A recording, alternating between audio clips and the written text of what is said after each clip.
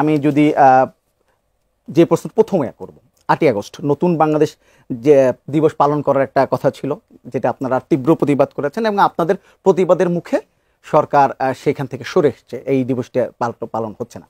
ঠিক আছে, আপনারা যে দাবিগুলো করেন বেশিরভাগ দাবি এসে সরকার মেনে নেয়।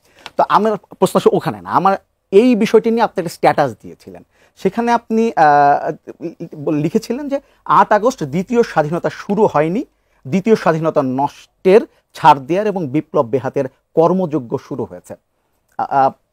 8ই আগস্ট তো যে সরকার গঠিত হলো, আপনারাই তো সেই সরকার গঠন করলেন, আপনাদের পছন্দের লোকজনই নিয়ে সেই সরকার গঠন করা হলো। তাহলে আপনি কেন বলছেন যে 8 আগস্ট আসলে দ্বিতীয় স্বাধীনতা নষ্টের ছাড় দেওয়ার বিপ্লব বেহাতের কর্মযজ্ঞ শুরু হয়েছে, এগুলো কেন বললেন?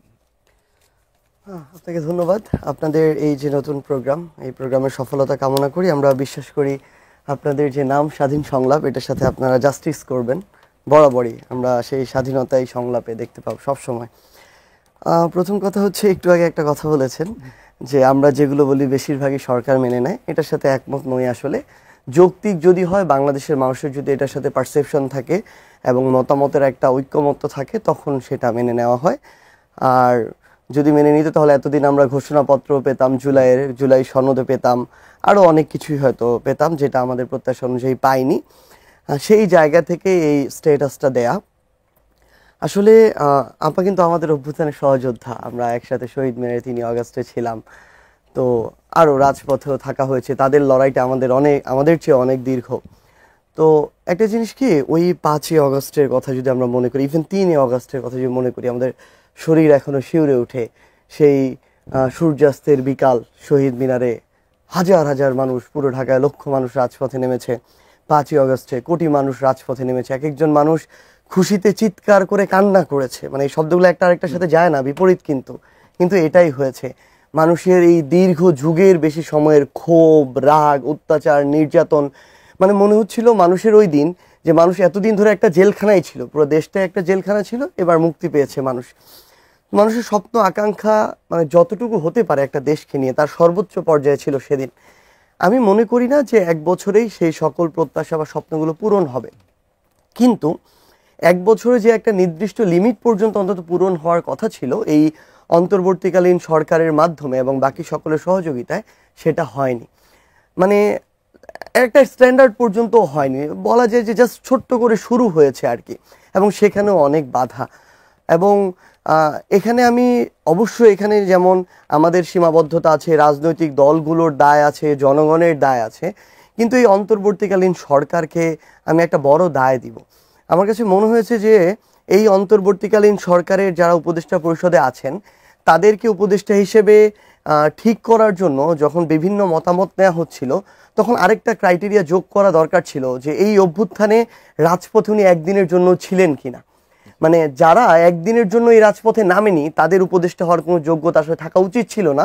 সে তার পূর্বের ক্যারিয়ারে যতই সৎ হোক না কেন, যতই দক্ষ হোক না কেন, এই জিনিসটারই এখন আসলে অনুভব হয় যে ওইটা একটা আমাদের সীমাবদ্ধতা ছিল। আর আরেকটা জিনিসের দ্বিমত জানিয়ে রাখি, এই উপদেষ্টারা আমাদের পছন্দের উপদেষ্টা, এটা একটা ভুল কথা। আচ্ছা, এখানে ওই 5ই আগস্ট পরবর্তী সময় আপনি দেখে থাকবেন, 5ই আগস্ট বিজয় নিশ্চিত হওয়ার পরে প্রথম আমাদের সামনের সারির নেতৃত্বের কয়েকজন বিএনপির ভারপ্রাপ্ত চেয়ারম্যান জনাব তারেক রহমানের সাথে অনলাইনে কথা বলে। সেখানে ছাত্র দলের সেক্রেটারি নিজে ছিলেন, আরও অন্যান্য রাজনৈতিক দলগুলোর সাথে কথা হয়। এটা 5ই আগস্ট ওই বিকাল বেলায়। আবার আপনি দেখবেন 5ই আগস্ট থেকে 8ই আগস্টে এই মধ্যবর্তী যে সময়টা, বিএনপির সাথে কথা হয়েছে, অন্যান্য জামায়াত থেকে শুরু করে অন্যান্য রাজনৈতিক দলের সাথে কথা হয়েছে, সিভিল সোসাইটির সাথে কথা হয়েছে, বুদ্ধিজীবী সমাজ যারা, সেনাবাহিনী থেকে শুরু করে সকলের সাথে কথা হয়েছে। তারা দুইটা জায়গায় স্পষ্ট মত দিয়েছে। এক, তাদের পক্ষ থেকে এই মতামত এসেছে উনাকে নেওয়া যেতে পারে, উনাকে নেওয়া যেতে পারে, উনাকে নেওয়া যেতে পারে। তারা কেউ কোনো দলের পোস্টের ব্যাপারটা এমন না, কিন্তু মতামত এসেছে ওনাদের নেওয়া যেতে পারে। আবার মনে করেন কেউ একজন, সাপোজ ধরেন আমাদের মধ্য থেকে কেউ যদি একজনকে উপদেষ্টা হিসেবে নেয়ার এখানে মতামত দিয়ে থাকে, ওই লিস্ট দেখে যদি বিএনপির মনে হয়েছিল তখন যে ওনাকে রাখা যাবে না, কেটে দিয়েছে।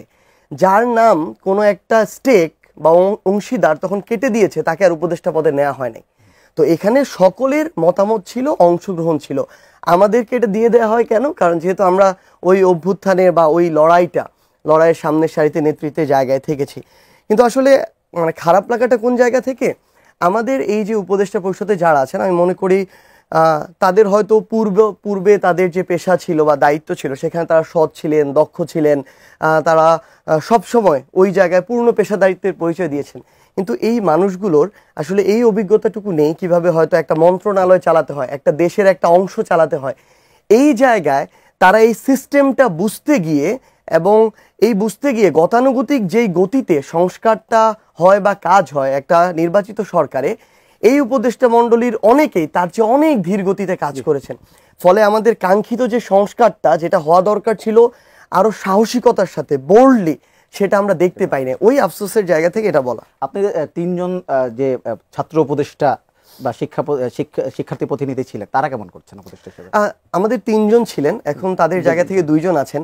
আমি জাস্ট আপনাদেরকে এটা শুধু আমি ইভেন জনগণের উপরেও ছেড়ে দিতে চাই, মানে যতজন উপদেষ্টা আছেন এদের মধ্যে যদি 3 ভাগের 1 ভাগ ধরেন 7 জন বা 8 জন যদি লিস্ট করা হয় তার মধ্যে ওই 3 জন থাকবেন। মানে যেটুকু কাজ আপনি দেখতে পাবেন আসলে তাদের ভিতর ওই যে একটা বললাম না একটা তাড়না আছে যে আমার কিছু করে যেতে হবে, আমি মুখ দেখাবো কিভাবে, আমার একটা দায়বদ্ধতা আছে। কিন্তু আপনি এটা দেখবেন এই 22 জন উপদেষ্টা অনেকে নাম আমরা কেউ জানি না, অনেকে বাংলাদেশের মানুষ কোনোদিন দেখেও নাই। সো ওই যে মানে মন্দের ভালো তাদেরও কিন্তু এই অভিজ্ঞতা নাই, তার মাত্র ফ্রেশ গ্র্যাজুয়েট এক একজন, তাদের এই অভ্যুত্থানের লড়াইয়ের অভিজ্ঞতা।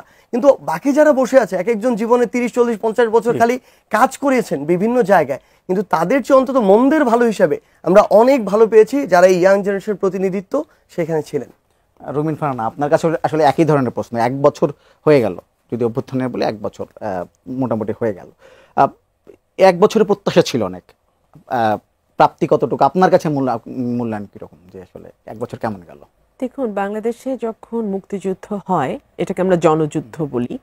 এই জনযুদ্ধে যারা অংশ নিয়েছেন সরাসরি, যারা প্রত্যক্ষভাবে অংশ নিয়েছেন, রণাঙ্গনে যুদ্ধ করেছেন, আবার যারা পরোক্ষভাবে অংশ নিয়েছেন, সমর্থন করেছেন, মুক্তিযোদ্ধাদের নানাভাবে সহায়তা করেছেন, তারা সকলেই মুক্তিযোদ্ধাদের এক একজনের স্বপ্ন কিন্তু এক একটা রকম ছিল।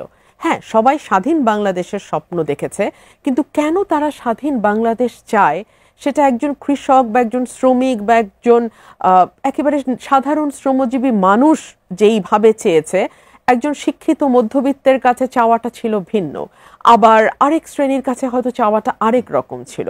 সো এক একজনের এক এক রকম চাওয়া, এক এক রকম স্বপ্ন, তার কতটুকু পূরণ হয়েছে কতটুকু হয়নি সেই হিসাব নিকাশ হতে পারে।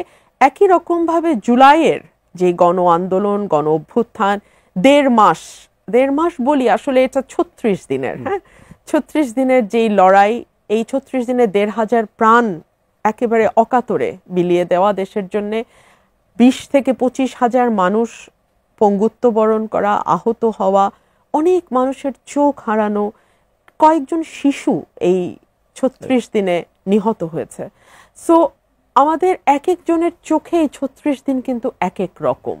ধরুন, যে রিক্সাওয়ালাটি স্যালুট দিচ্ছিল, যার ছবিটি ভাইরাল হয়েছে, সে আশা করেছিল যে সে চালের দামটা আর একটু কম হয়তো তার জন্য হবে, কিংবা যে রিক্সাওয়ালাটি একটা লাশ বহন করে নিয়ে গেছিল ঢাকা মেডিকেল কলেজে, ওনার সাথে আমার কথা হয়েছে। আমি বলেছি, আপনার কি মনে হয়েছিল ওই সময়? উনি বলছেন, আমি কিছু বুঝতে পারিনি, আমার কিছুই মনে হয় না, আমার শুধু মনে হচ্ছে আমার নিজের একটা ছেলে এই বয়সের, এই ছেলেটিকে আমার বাঁচাতে হবে, এর বাইরে আমার আর কোনো চিন্তা ছিল না। সো এক একটা মানুষ তার যুদ্ধ, তার অবদান, তার স্বপ্ন একেবারেই ভিন্ন ভিন্ন 36 দিনের। তবে এই 36 দিনের কিন্তু একটা বিরাট প্রাপ্তি আছে।